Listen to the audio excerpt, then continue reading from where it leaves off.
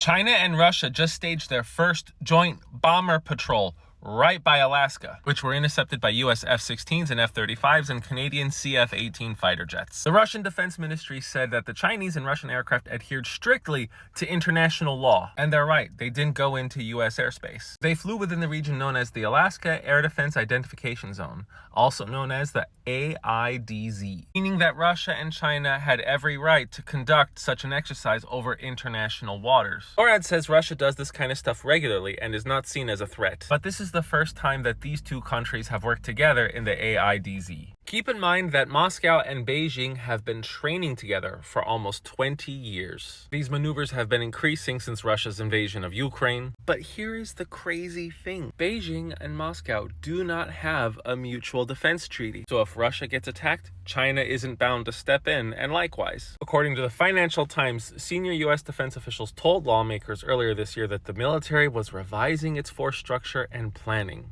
meaning we're going to see spending increases. Our military spending last year was $820 billion, and that is nothing compared to what we've spent in the past. Military spending is only 3% of our GDP, but during the Cold War, it was closer to 9.5%. That would be the equivalent of about $2.6 trillion today. And now that we're seeing military cooperation between our two main competitors, of course, that spending is going to just skyrocket. We are going to see more situations like this of a tit for tat. 3 weeks ago, a US Navy nuclear ballistic missile just surfaced right off the coast of Norway with a doomsday plane flying right over it in a big spit in the face of Russia. And that's what you get to do when your official military spending is more than the 9 next countries combined. And unlike Russia and China, we have hypersonic missiles that actually work and can hit their targets. Lockheed Martin just produced the Mako hypersonic missile, which can actually be compatible with a 5th generation fighter. And what do you know? It fits inside the F-35 and the F-22 Raptor. Our defense industry has achieved that with our teensy-wincy spending, 3% of our GDP.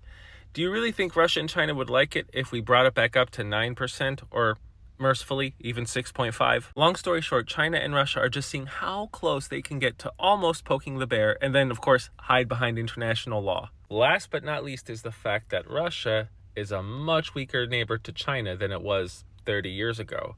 Russia is losing a lot of its power in the stalemate with Ukraine, and Russia still holds a lot of territory right here that used to be Chinese. Just something to keep in mind. My name is the Geo Hussar, and no, it's not World War III. Thanks for watching.